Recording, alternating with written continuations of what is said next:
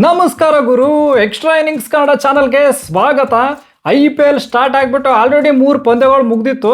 ಏನಪ್ಪ ಏನೋ ಮಿಸ್ಸಿಂಗ್ ಆಗ್ತಾ ಇದೆ, ಯಾಕೋ ಥ್ರಿಲ್ಲಿಂಗ್ ಮ್ಯಾಚೇ ಕಾಣಿಸ್ತಾ ಇಲ್ವಲ್ಲ, ಏನು ಕತೆ 160 170 ಒಂಥರ ಥ್ರಿಲ್ಲಿಂಗ್ ಮ್ಯಾಚ್ ಇರ್ತಾವಲ್ಲ, ಅದು ಯಾಕೋ ಬರ್ತಾ ಇಲ್ವಲ್ಲ ಅಂತ ಆಲ್ರೆಡಿ ಫೀಲಿಂಗ್ ಯಾಕೋ ಸ್ಟಾರ್ಟ್ ಆಗ್ತಿದೆ ಅಂತ ಅನ್ನೋಷ್ಟರಲ್ಲಿ 4ನೇ ಪಂದ್ಯ PBKS versus GT crazy match ಇತ್ತು ಗುರು. ಇವತ್ತಂತೂ ಒಂದು ಥ್ರಿಲ್ಲಿಂಗ್ ಮ್ಯಾಚ್ ನೋಡೋಕೆ ಸಿಕ್ತು.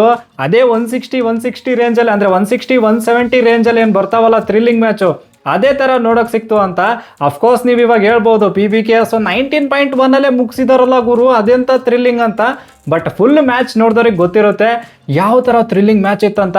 ಆಮೇಲೆ ಕೂಪರ್ ಕಾನ್ಲಿ ಅಬ್ಬೋ ಏನು ಕ್ರೇಜಿ ಗುರು. ಈ ಆಸ್ಟ್ರೇಲಿಯನ್ ಮೈಂಡ್ ಸೆಟ್ಟೇ ಏನು ಕತೆನೋ ಗೊತ್ತಿಲ್ಲ, ಟೆಂಪರ್ಮೆಂಟು ಎಲ್ಲ ನೆಕ್ಸ್ಟ್ ಲೆವೆಲ್ ತೋರಿಸ್ಕೊಟ್ಟಿದ್ದಾರೆ. ನಮ್ಮ ಕೂಪರ್ ಕಾನ್ಲಿ 22 ವರ್ಷದ ಹುಡುಗ, ಅಂದರೆ Australian player, one of the craziest batting ಮಾಡಿದ್ರು ಇವತ್ತು. ಸ್ಪೆಷಲ್ ಏನಂದರೆ 44 ಬಾಲ್ಗೆ 72 ರನ್ ಹೊಡಿತಾರೆ. ಪಂಜಾಬ್ ಅವ್ರಿಗೆ ಗೆಲುವಿನ ದಡಕ್ಕೆ ಸೇರಿಸ್ಬಿಡ್ತಾರೆ. ಯಾರು ಅಂತಂದ್ರೆ ಕೂಪರ್ ಕಾನ್ಲಿ. ಒಟ್ನಲ್ಲಿ ಹೆಂಗಿತ್ತು ಅಂದ್ರೆ ಒಂದ್ ಕಡೆ ಪಂಜಾಬ್ ಗೆಲ್ಲುತ್ತಾ GT ಗೆಲ್ಲುತ್ತಾ ಅಥವಾ GT ಗೆಲ್ಲುತ್ತಾ ಪಂಜಾಬ್ ಗೆಲ್ಲುತ್ತಾ ಅನ್ನೋ ತರ ಇತ್ತು. ಕೊನೆಯದಾಗಿ ಪಂಜಾಬ್ ಅವರೇ ರಾಜ್ ಗೆದ್ಬಿಟ್ಟು ಗೆದ್ರು. ಸೊ ಇದ್ರ ಬಗ್ಗೆ ಪ್ರಾಪರ್ ಆಗಿ ರಿವ್ಯೂ ಮಾಡೋಣ. ಆಮೇಲೆ ನಾಳೆ ಒಂದು ಕ್ರೇಜಿ ಮ್ಯಾಚ್ ಇದೆ ಗುರು, LSG ವರ್ಸಸ್ DC.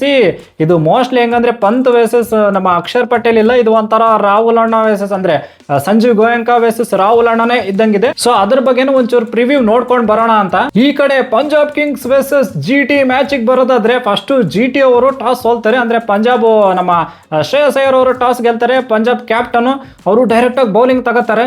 ಇನ್ನು ಈ ಕಡೆ GT ಬ್ಯಾಟಿಂಗ್ ಬರ್ತಾರೆ. ಅಂದ್ರೆ ಸಾಯಿ ಸುದರ್ಶನ್ ಮತ್ತೆ ಶುಭ್ಮನ್ ಗಿಲ್ ಆಮೇಲೆ ಬಟ್ಲರ್, ಟಾಪ್ 3 ಮೇಲೆ ಜಾಸ್ತಿ ಡಿಪೆಂಡೆನ್ಸಿ ಇರುತ್ತೆ GT ಅವ್ರದ್ದು, ಅದು ಎಲ್ರಿಗೂ ಗೊತ್ತಿರೋದೆ.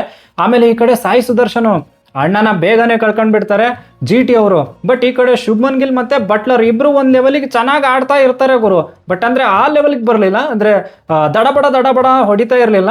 ಪಿಚ್ಚಲ್ಲೂ ಕೂಡ ಸ್ವಲ್ಪ ಹೆಲ್ಪ್ ಇತ್ತು, ಸಹಾಯ ಮಾಡ್ತಿತ್ತು ಪಿಚ್ಚು, ಅದಕ್ಕೋಸ್ಕರ ಹೊಡಿಯೋಕ್ಕೂ ಆಗ್ತಾ ಇರಲಿಲ್ಲ. ಆದ್ರೆ ಬಟ್ಲರ್ ಸ್ವಲ್ಪ ಜಾಸ್ತಿನೇ ಸ್ಲೋ ಆಗಿ ಆಡಿದ್ರು ಅಂತ ಅನಿಸ್ತು. ಈ ಕಡೆ ಶುಭ್ಮನ್ ಗಿಲ್ ಚೆನ್ನಾಗಿ ಆಡ್ಕೊಟ್ರಿ ಏನ್ ತೊಂದರೆ ಇಲ್ಲ. ಬಟ್ ನಮ್ಮ ಚತುರ್ ಚಾಹಲ್ ಇದಾರಲ್ಲ, ಅವ್ರು ಬಿಡ್ಬೇಕಲ್ಲ ಗುರು. ಅಣ್ಣವ್ರು ಬಂದ್ಬಿಟ್ಟು ಈ ಕಡೆ ಶುಭ್ಮನ್ ಗಿಲ್ನ ಔಟ್ ಮಾಡ್ಬಿಡ್ತಾರೆ, ಆಮೇಲೆ ಬಟ್ಲರ್ನು ಅವರೇ ಔಟ್ ಮಾಡ್ಬಿಡ್ತಾರೆ. ಆದ್ರೂ GT ಅವ್ರು ಒಂದ್ ಟೈಮಲ್ಲಿ ಹೆಂಗಂದ್ರೆ 13 ಓವರ್ಗೆ 111 ರನ್ ಏನೋ ಇರ್ತಾರೆ. ಬಟ್ ಲಾಸ್ಟ್ ಅಲ್ಲಿ PBKS ಅವ್ರು ಸಖತ್ತಾಗಿ ಬೌಲಿಂಗ್ ಮಾಡ್ತಾರೆ ಗುರು. ಅಂದ್ರೆ ರನ್ಸೇ ಕೊಡಲ್ಲ ಅನ್ನೋ ತರ. ಅದು ಸ್ಪೆಷಲಿ ಸ್ಲಾಗ್ ಓವರ್ಸ್ ಅಲ್ಲಿ ಯಾರು ರನ್ಸ್ ಕೊಡಲ್ಲ. ಮಾರ್ಕೋ ಎನ್ಸನ್ ಆಯ್ತು, ವೈಶಾಖ್ ವಿಜಯ್ ಕುಮಾರ್ ನಮ್ಮ ಅಣ್ಣ, ಆಮೇಲೆ ಈ ಕಡೆ ಬಾಟ್ಲೆಟ್, ಯಾರು ರನ್ಸೇ ಕೊಡಲ್ಲ. ಹರ್ಷದೀಪ್ ಅವ್ರು ಲಾಸ್ಟ್ ಓವರ್ ಅಣ್ಣ 11 ಬಾಲ್ ಹಾಕ್ಬಿಟ್ಟು ಸ್ವಲ್ಪ 12 ರನ್ ಕೊಡ್ತಾರೆ. But still okay. So over all ಆಗಿ 162 ರನ್ಗೇನೋ ಕಟಾಕ್ ಬಿಡ್ತಾರೆ ಇವರು ಪಂಜಾಬ್ ಕಿಂಗ್ಸ್ ಅವರು. ಆಮೇಲೆ GT ಕಡೆಯಿಂದ ಸುಂದ್ರಣ್ಣ ಎಲ್ಲ ಸ್ಲೋನೇ ಬಂತು, ತೆವಾಟಿ ಅದೇನು ಬರಲಿಲ್ಲ, ಶಾರುಖ್ ಖಾನ್ ಅವ್ರದ್ದು ಏನು ಬರಲಿಲ್ಲ. ಸೊ ಅವ್ರದ್ದು ಸ್ವಲ್ಪ ಮಿಡಲ್ ಆರ್ಡರ್ ಒಂಥರ ಎಕ್ಸ್ಪೋಸೇ ಆಯ್ತು ಅನ್ನೋ ತರ ಫೀಲ್ ಆಯ್ತು. ಯಾಕಂದ್ರೆ ಸ್ಲಾಗ್ ಓವರ್ಸ್ ಅಲ್ಲಿ ಯಾರು ಹೊಡೆಯೋಕೆ ಆಗ್ಲಿಲ್ಲ. ಆಮೇಲೆ ಪಂಜಾಬ್ ಕಿಂಗ್ಸ್ ಕಡೆಯಿಂದ ಬೌಲರ್ಸ್ ಚೆನ್ನಾಗೇ ಮಾಡಿದ್ರು. ಸ್ಪೆಷಲಿ ಈ ಕಡೆ Marco Jansen 4 over 20 run 1 wicket. But ನಮ್ಮ ವೈಶಾಖ್ ಅಣ್ಣ 3 ವಿಕೆಟ್ ತೆಗಿತಾರೆ. 2 ಓವರ್ಗೆ 20 ಏನೋ ಕೊಟ್ಟಿರ್ತಾರೆ. ಬಟ್ ಆಮೇಲೆ ಸಡನ್ ಆಗಿ ಸಟ್ಪಟ್ ಡುಡುಮಂತ ಒಂದೇ ಓವರಲ್ಲಿ ಮೋಸ್ಟ್ಲಿ 19th ಓವರ್ ಅನ್ಸುತ್ತೆ, ಕೇವಲ ಒಂದು 6 ರನ್ ಕೊಟ್ಬಿಟ್ಟು 2 ವಿಕೆಟ್ ಏನೋ ತೆಗಿತಾರೆ. ಆ ಥರ ಬೌಲಿಂಗ್ ಮಾಡಿದ್ರು.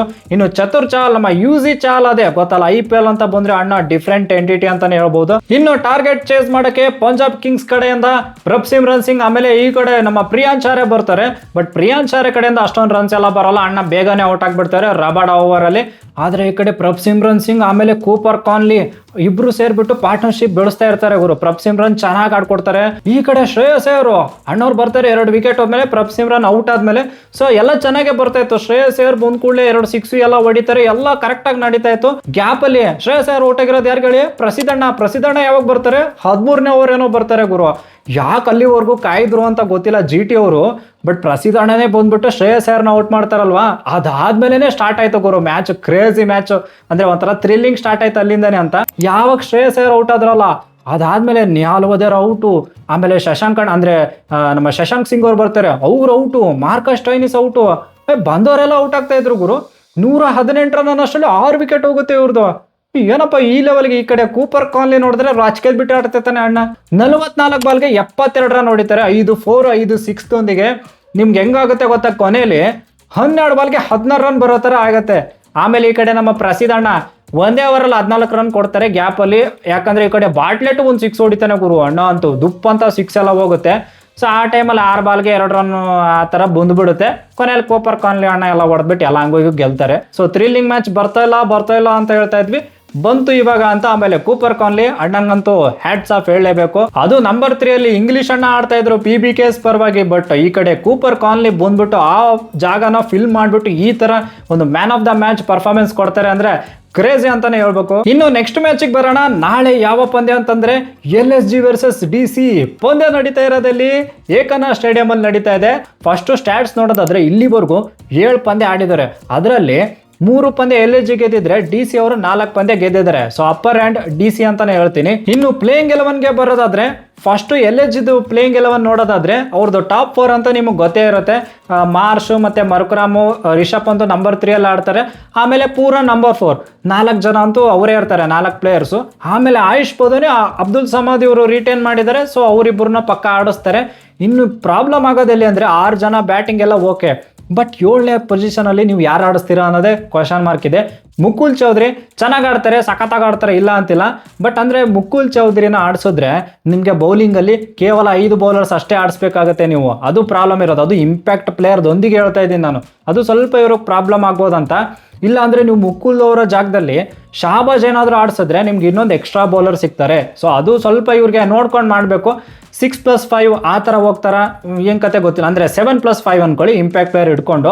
ಸೊ ಆ ಥರ ಹೋಗ್ತಾರ ನೋಡ್ಬೇಕು. ಇನ್ನು ಈ ಕಡೆ DC ಕಡೆ ಬರೋದಾದ್ರೆ ಅವ್ರದ್ದು ಸಖತ್ತಾಗಿದೆ. ಬಟ್ ಅದೇ ಕಾಂಬಿನೇಷನ್ ಯಾವ ಥರ ಮಾಡ್ತಾರೆ ಅದ್ರ ಮೇಲೆ ತುಂಬಾ ಡಿಪೆಂಡ್ ಆಗುತ್ತೆ ಅಂತ. ಓಪನರ್ಸ್ ಆಗ್ಬಿಟ್ಟು ನಮ್ಮ ರಾಹುಲ್ ಅಣ್ಣ ಅಂತೂ ಫಿಕ್ಸ್ ಇರ್ತಾರೆ. ಯಾಕಂದ್ರೆ ಅಕ್ಷರ್ ಪಟೇಲ್ ಹೇಳಿದ್ದಾರೆ ಓಪನರ್ ಆಗಿ ರಾಹುಲ್ ಅಣ್ಣನೇ ಆಡ್ತಾರೆ ಅಂತ. ಇನ್ನು ನಂಬರ್ 2 ಅಲ್ಲಿ ನಿಸಂಕ. ಆಮೇಲೆ ನಂಬರ್ 3 ಅಲ್ಲಿ ಅಭಿಷೇಕ್ ಪೋರೆಲ್ ಇವರು ಬಿಡಲ್ಲ ಅನ್ಕೋತೀನಿ. ನಂಬರ್ 3 ಅಲ್ಲಿ ಅವ್ರನ್ನೇ ಆಡಿಸ್ತಾರೆ ಅಂತ ಅನ್ಸುತ್ತೆ. 4 ಅಲ್ಲಿ ಗ್ಯಾಪ್ ಅಲ್ಲಿ ನಮ್ಮ ನಿತೀಶ್ ರಾಣೆ ಇರ್ತಾರೆ. ಯಾಕಂದ್ರೆ ಟ್ರೇಡ್ ಬೇರೆ ಮಾಡ್ಕೊಂಡು ಬಂದಿದ್ದಾರೆ. ಸೊ ನಿತೀಶ್ ರಾಣನೆ ಆಡಿಸ್ತಾರೆ. ಆಮೇಲೆ 5 ಅಲ್ಲಿ ಸ್ಟಬ್ಸು, 6 ಅಲ್ಲಿ ಮಿಲ್ಲರು. ಸೊ ಇದಂತೂ ಫಿಕ್ಸ್ ಇರುತ್ತೆ ಅನ್ಸುತ್ತೆ. ಆಮೇಲೆ 7ನೇ ಕ್ರಮಾಂಕದಲ್ಲಿ ನಮ್ಮ ಅಕ್ಷರ್ ಪಟೇಲ್ ನೀವು ಬೇಕಿದ್ರೆ ಫ್ಲೋಟರ್ ಆಗೋ ಯೂಸ್ ಮಾಡ್ಬೋದು, ಏನು ಪ್ರಾಬ್ಲಮ್ ಇಲ್ಲ. ಸೊ ನಂಬರ್ 7 ಅಲ್ಲಿ ಅಕ್ಷರ್ ಪಟೇಲ್ ಅಂತ. ಆಮೇಲೆ ನಂಬರ್ 8 ಅಲ್ಲಿ ಅಕೀಬ್ ನಬಿ ಇದ್ದಾರೆ.